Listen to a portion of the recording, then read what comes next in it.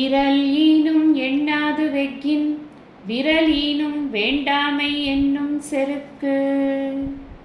பின் விளைவை அறியாமல் ஒரு பொருளுக்கு, அதுவும் நமக்கு தொடர்பில்லாத, நமக்கு உரிமை இல்லாத ஒரு பொருளுக்கு ஆசைப்பட்டோம் அப்படின்னு சொன்னால் அதனால் நமக்கு பெரிய அழிவு தான் ஏற்படும். ஆனால் அதே சமயத்தில் நம்ம உரிமையுள்ள பொருளாகவே இருந்தால் கூட நம்ம ஆசைப்படாமல் இருந்தோம் அப்படின்னு சொன்னால் அதனால் நமக்கு நல்ல வெற்றிகள் தான் கிடைக்கும் அப்படிங்கிறது இந்த குறள்லேருந்து நமக்கு தெரியக்கூடிய ஒரு விஷயமாக இருக்கு. இப்போது இந்த விஷயத்தை புரிஞ்சுக்கிறதுக்கு நாம் ராமாயணத்தில் கைகேயியையும் ராமனையும் பார்க்கணும். கைகேயி என்ன பண்ணா அப்படின்னா, ராமனுக்கு உரிமையான அந்த அரசை பரதனுக்கு பெற்றுத்தரணும் அப்படிங்கிறதுக்காக இந்த மந்திரையின் சொற்பேச்சை கேட்டு அறிவை இழந்து தசரதனிடம் 2 வரங்களை பெற்று ராமனை காட்டுக்கு அனுப்பி பரதனை முடிசூட வைக்க வேண்டும் அப்படின்னு எல்லாம் கேட்டு பண்ணினான். ராமன் காட்டுக்கு போயிட்டார்.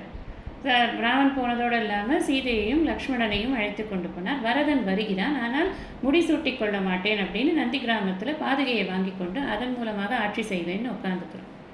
இவ்வளோ பெரிய காரியம், இந்த மாதிரியெல்லாம் பெரிய நாடகங்கள் ஆடி தசரதனுடைய உயிரே போச்சு. அதில் இவ்வளவும் பண்ணினதுக்கப்புறம் அந்த கைகேயிக்கு கிடைச்சது என்ன அப்படின்னா மிகப்பெரிய இழப்பு. தன்னுடைய கணவனை இழந்தாள், தன்னுடைய மகனின் அன்பை இழந்தாள், கடைசி வரைக்கும் ஒரு குற்ற உணர்ச்சியோடையே அவள் வாழ வேண்டிய நிலையானது ஏற்பட்டது. அதே சமயத்தில் இந்த அரசாட்சி எனக்கு ஒரு பெரிய பிரமாதமே இல்லை, தந்தையின் சொல் தான் எனக்கு பெரிய விஷயம், இது எனக்கு கிடைத்தாலும் ஒன்றுதான் கிடைக்காவிட்டாலும் ஒன்றுதான், நான் கிளம்புகிறேன் காட்டுக்குன்னு சொன்ன மறு வினாடி கிளம்பினானா இல்லையா ராமன்?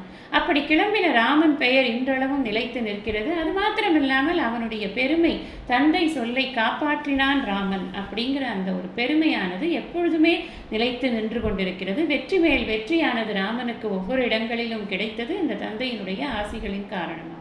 இதுலேருந்து நமக்கு தெரியக்கூடிய விஷயம் என்னன்னா, அடுத்தவர் பொருளை நாம் ஆசைப்படவே கூடாது. எந்த காலத்திலுமே நம்ம ஆசைப்பட்டோம் அப்படின்னா நமக்கு அழிவு வரும். அதே சமயத்தில் நமக்கு இந்த பொருள் மீது எந்த ஆசையும் இல்லை அப்படின்னு சொன்னால் நமக்கு எப்பொழுதுமே வெற்றி தான் ஏற்படும்.